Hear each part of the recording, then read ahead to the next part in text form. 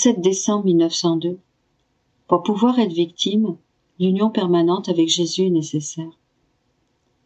Ce matin, lorsque j'ai vu mon adorable Jésus, j'ai prié pour qu'il s'apaise en lui disant « Seigneur, si, par moi-même, je ne peux pas supporter le poids de ta justice, il y a beaucoup d'autres bonnes âmes entre lesquelles tu peux partager un peu de ce poids.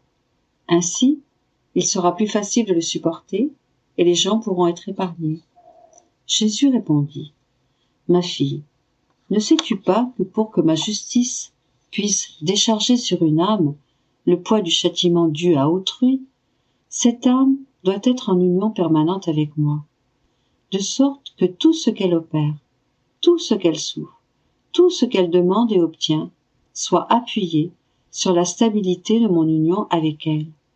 L'âme n'a rien d'autre à faire que d'unir sa volonté à la mienne. Ma justice ne pourrait pas coopérer si en premier, elle ne donnait pas à l'âme les grâces nécessaires pour la disposer à souffrir pour la cause d'autrui. Je repris. Quoi? Ton union à moi est permanente? Je me vois si mauvaise. En m'interrompant, Jésus ajouta, sotte, que dis-tu? Ne me sens-tu pas continuellement en toi? Ne perçois-tu pas les mouvements sensibles que j'effectue en toi? Ne te rends-tu pas compte de la prière continuelle qui s'élève en toi, de sorte que tu ne peux pas faire autrement que de prier? Est-ce toi qui accomplis cela, ou est-ce moi qui habite en toi?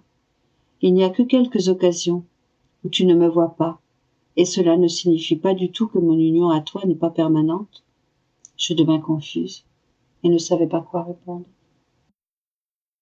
« 17 décembre 1903. L'adoration de la très sainte Vierge quand elle rencontra Jésus portant sa croix. Le véritable esprit d'adoration. Me trouvant dans mon état habituel, je vis brièvement Jésus béni avec sa croix sur les épaules, pendant qu'il rencontrait sa très sainte mère. Je lui dis, Seigneur, que fit ta mère au moment de cette si triste rencontre? Il me répondit, ma fille, elle fit un acte d'adoration simple et profond. Plus un acte est simple, plus facilement il rejoint Dieu. Par cet acte simple, elle fit ce que je faisais moi-même intérieurement. Cela me fut immensément agréable, plus que si elle avait fait quelque chose de plus grand. La véritable adoration consiste en cela. La créature se dissout dans la sphère divine en s'unissant à Dieu dans tout ce qu'il fait. Pensez-vous qu'adorer par des paroles, alors que l'esprit est ailleurs, est de la vraie adoration? Dans ce cas, la volonté est loin de moi. On m'adore en exerçant l'une de ses facultés, pendant que les autres sont dispersées? Non, je veux tout pour moi, tout ce que j'ai donné à la créature. L'adoration est l'acte cultuel le plus grand que la créature puisse faire pour moi. « 17 décembre 1914. Comment l'âme peut devenir une hostie vivante pour Jésus? Poursuivant dans mon état habituel, j'étais très affligée à cause de la privation de Jésus. Il vint finalement et se fit voir dans toute ma pauvre personne. Il me sembla que je formais son vêtement. Brisant le silence, il me dit « Ma fille, toi aussi tu peux être une hostie.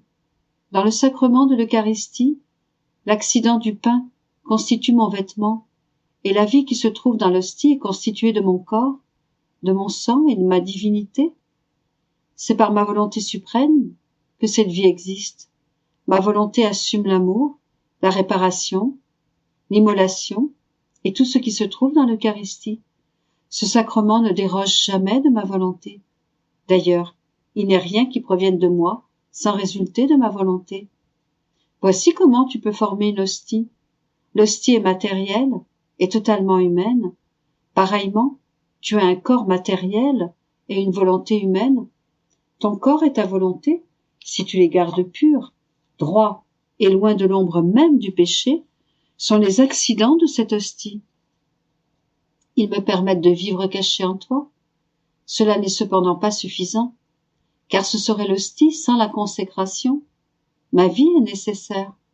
Ma vie est constituée de sainteté, d'amour, de sagesse, de puissance, etc. Mais le moteur de tout cela, c'est ma volonté. Après avoir préparé l'hostie, tu dois faire mourir ta volonté en elle, laquelle tu dois bien cuisiner afin qu'elle ne renaisse pas. Ensuite, tu dois laisser ma volonté pénétrer tout ton être. Ma volonté, qui contient toute ma vie, fera la vraie et parfaite consécration. Ainsi, la pensée humaine n'aura plus de vie en toi.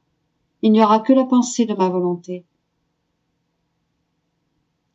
Cette consécration mettra ma sagesse dans ton esprit. Il ne s'y trouvera plus de vie pour ce qui est humain, pour la faiblesse, pour l'inconstance. Elle mettra en toi la vie divine, la force d'âme, la fermeté et tout ce que je suis. Ainsi, chaque fois que tu laisseras ta volonté, tes désirs, tout ce que tu es et tout ce que tu dois faire couler dans ma volonté, je renouvellerai ta consécration et continuerai de vivre en toi, comme dans une hostie vivante, pas une hostie morte, comme les hosties où je ne suis pas. Et ce n'est pas tout. Dans les hosties qui sont dans les ciboires, dans les tabernacles, tout est mort, muet. Il ne s'y trouve pas la sensibilité d'un battement de cœur, d'un élan d'amour. Si ce n'était du fait que j'y attends les cœurs pour me donner à eux, j'y serais très malheureux, mon amour serait frustré, ma vie sacramentelle serait sans but.